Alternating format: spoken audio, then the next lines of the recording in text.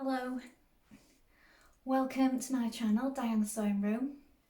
I'm not in my sewing room right now, as you can see. I thought I'd have a change of scene. Thought I'd do a little bit of a catch up today with you.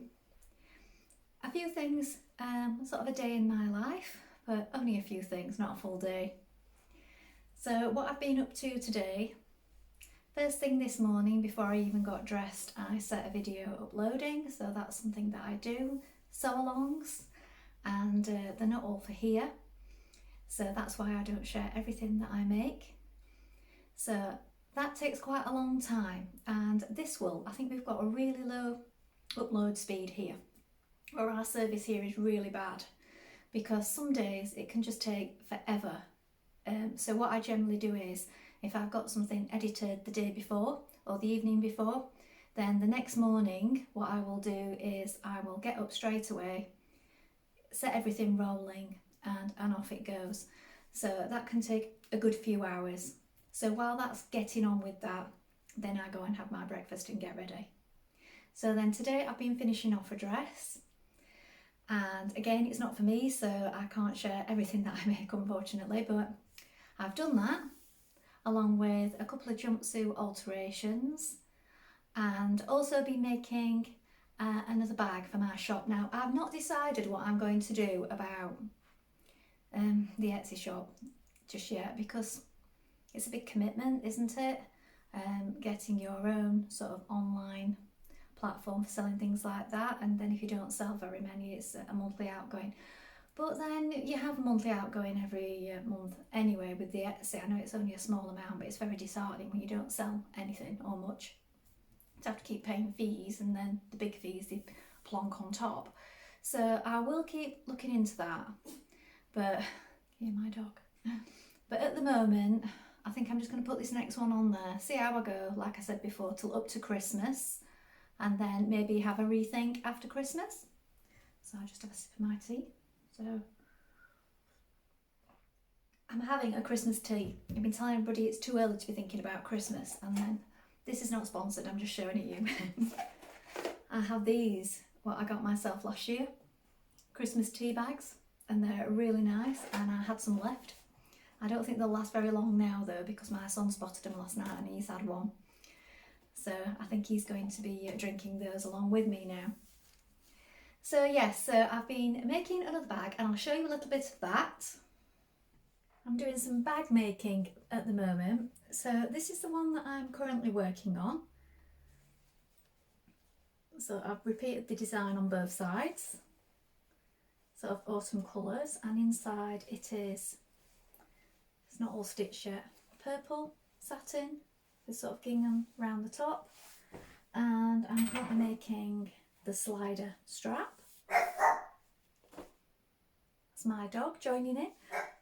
The sun keeps shining through, so the light keeps changing. I'm trying to fix it, but it's still not having any of it. But what I'm doing at the minute is I'm making the little tabs, which I like to put on the bags before the strap attaches. So here's my strap. So before it attaches onto the bag, I like to have it like this. It gives a nicer finish. And then that goes into the back part. So I'm just making the other one of those now. So I've got some faux leather, and I've got my recycled denim. And what I do is I place that on there like this, and I fold it under. So I'll bring you in and show you what I mean. So I turn the sides in from my denim scrap, and I leave the edge raw on the faux leather strap like this.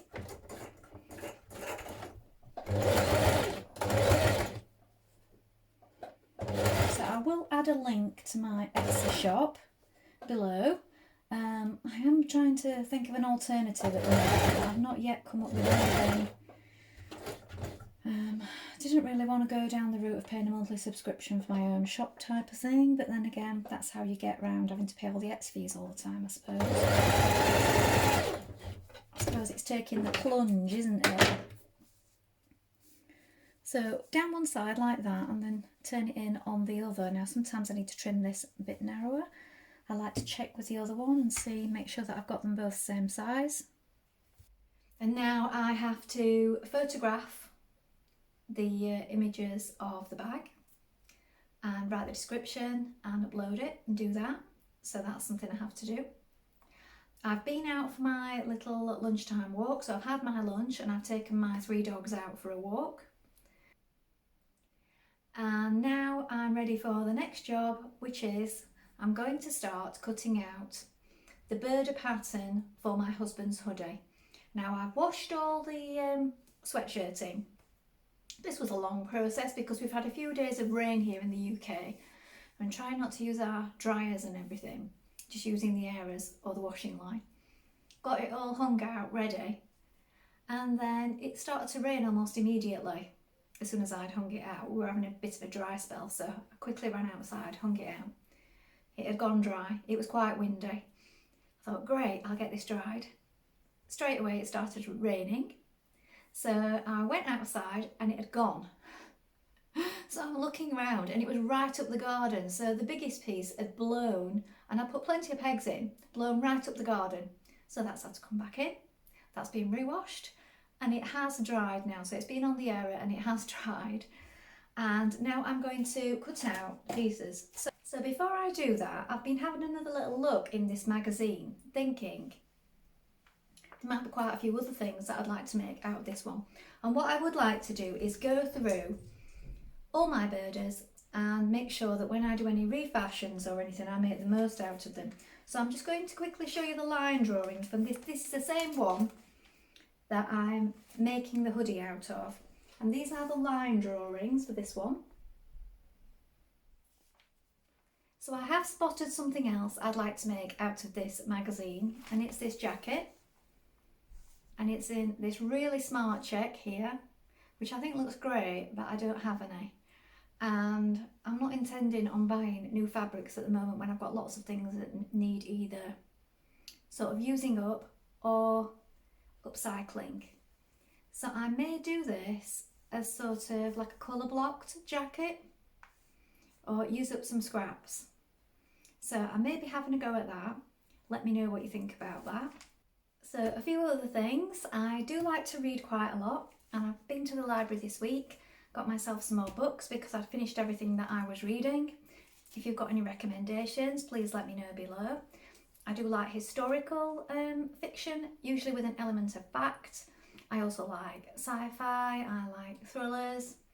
I don't really like maybe anything too like romances and things like that. It's not really my kind of thing.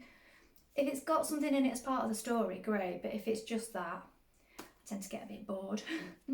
So the ones that I've chosen this week are The Hiding Place by Amanda Mason, and I started that last night and that seems promising so far. So that's the first one. The Maidens.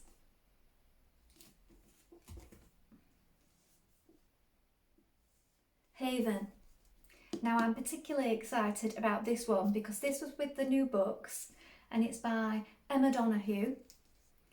And the reason I'm so excited about this one is because I particularly enjoyed this book, which I own, and it's The Pull of the Stars. So this was great. So I'm really looking forward to reading Haven, but I didn't start that one first of all because I've kept that one till last. So let me know what you're reading and let me know if you've got any recommendations, because I do like reading, not just sewing. Now I've also been having a little think about gift making. Now we don't do lots of gift giving here because we decided years ago that we weren't going to all be buying whole extended family all each other gifts, which is great.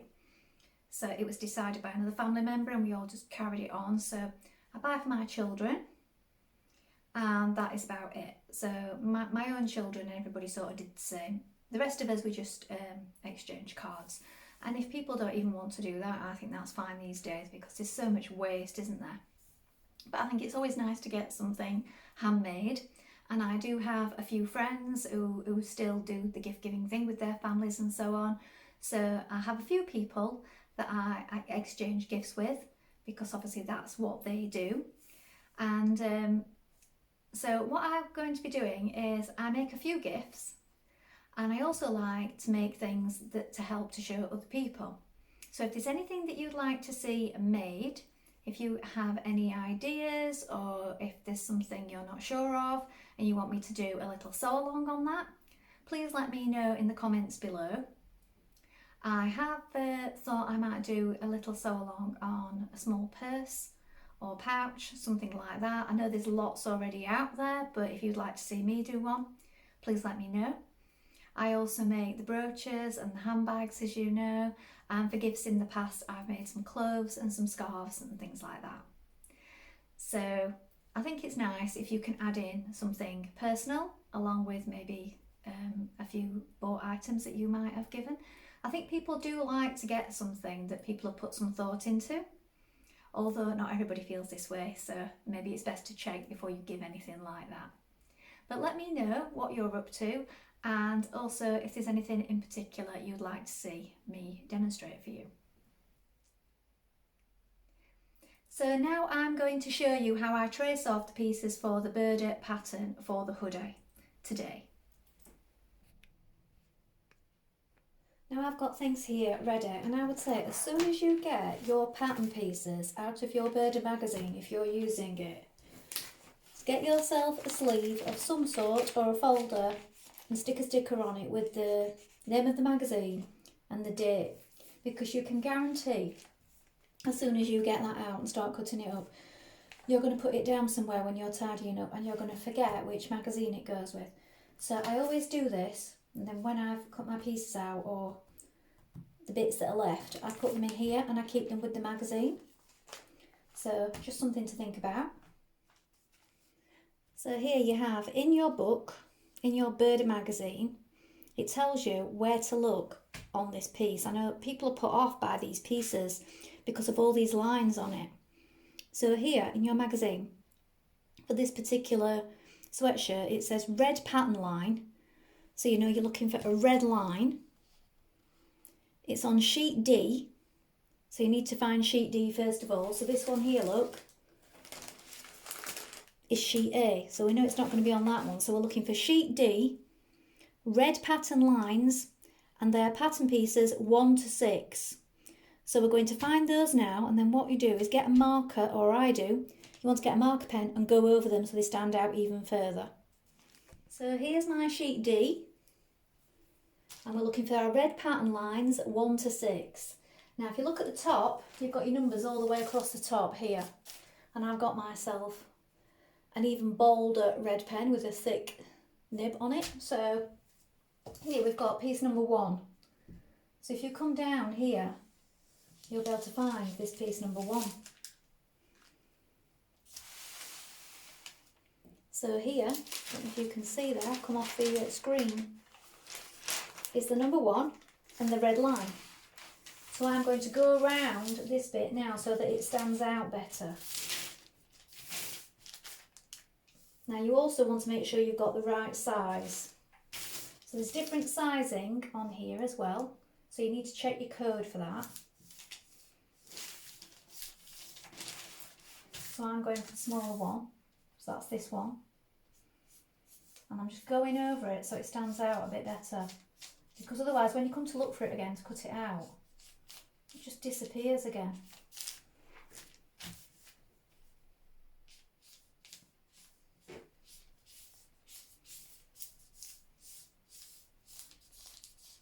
Just going to go over all those now, so they've got a clearer indication of where I'm going.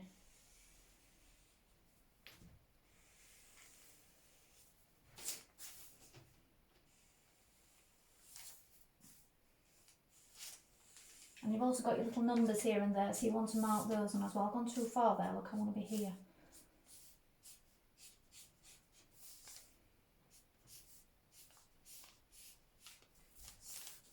And then also any other markings that you've got. I want to go over them. 6. This is your centre front fold. You'll mark that on your pattern piece in a minute. So that's the first one. And then I've got baking paper,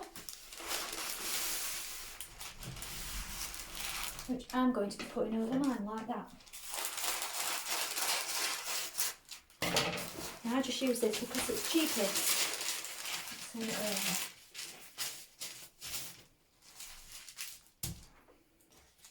I've got my pencil and I can see where I'm going, look.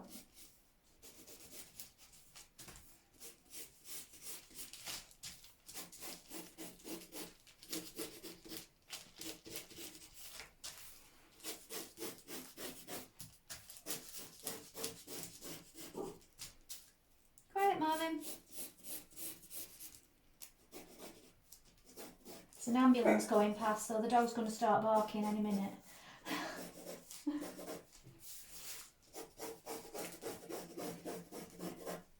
There we are. Centre fold. There. Four, six. And that is piece number 1. And I'm going to write hoodie on it because that's what it is. 4. Is there anything else I've missed? No, I don't think so.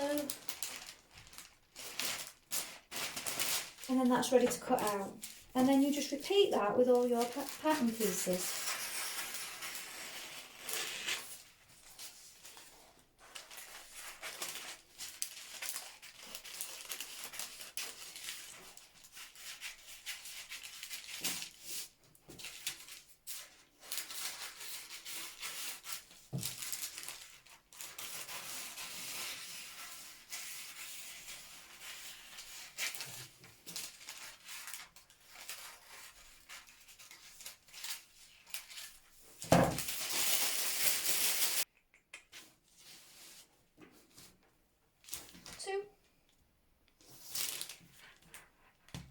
Here it is, number 2.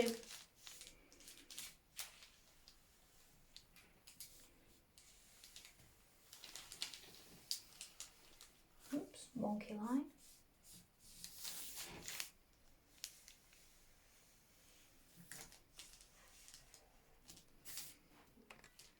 This line here as well. Make sure you're marking on your grains. It's easy on the front and back piece because you've got it on the fold. But here for the sleeve, make sure you're marking the lines for which way the direction of grain needs to be on your pattern pieces as well. That is also on the pattern. Again, you just need to look carefully for those lines. So I hope that was useful, showing you how to cut out the Burda patterns if you've not done them before. Now, some people are quite daunted by all the lines on the sheets, but it's really quite easy once you've done a few. I've got all my pattern pieces cut and ready to go now. I'll carry on with a little bit of that later. I would also say check your pieces against something that you have as well, because maybe you've gone on the sizing. I mean, I've gone on the measurements, but even when I go on the measurements of my husband's clothing or my clothing, before I make anything like this, before I actually cut into the fabric, I'll also get out a garment and check it against it for sizing, just to make doubly sure, because you don't want to ruin your precious fabric, do you? You paid a lot of money for it. So that's just something I always do, because it's a new pattern, I've not done it before, I don't know if it's going to come out a slim fit, and I know a hoodie will probably want it to be quite comfy and roomy, so I will just double check beforehand. So just make sure you do that. Is there anything else I need to think about with the Burda patterns that you need to look out for? Oh, I will say that the instructions are quite sparse on them. That is one thing. So if you're new to sewing, it might not be for you unless you go for one of the really easy patterns. I mean, this is quite easy, a hoodie, just sleeves, the front and back, and a hood, and the sleeve bindings. I mean, I may do cuffs on mine, we'll see. But yeah, choose something simple first of all, because there isn't much in the way of instructions.